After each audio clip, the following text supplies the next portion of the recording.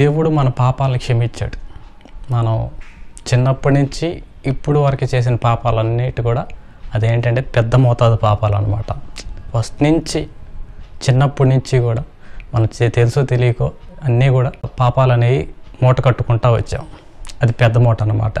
చాలా సంవత్సరాలుగా చేయటం వల్ల పాపాల మూట పెద్దదైతే మన ఆ పాపాలన్నిటినీ కూడా యేసు ప్రభు క్షమించాడు. ఇప్పుడు మనకేదైనా చిన్న చెడు చేశారనుకో, ఉదాహరణకి ఏదైనా డబ్బులు ఇవ్వాలి, కొంచెం ఎగ్గొట్టారు, ఏదన్నా మన పాస్తులు కొంత ఏదైనా కాజేశారనుకోండి, లేదా మనకు అనవసరంగా తిట్టారు, ఏదో అన్యాయంగా ఏదో చేశారు, అలా చేశారని ఈ చిన్న చిన్న వాటికి మనం పగపెట్టుకున్నాము అంటే చెడ్డదాసుడా అంటాడు. చెడ్డదాసుల లిస్టులో మనం ఉంటాం. ఎప్పుడు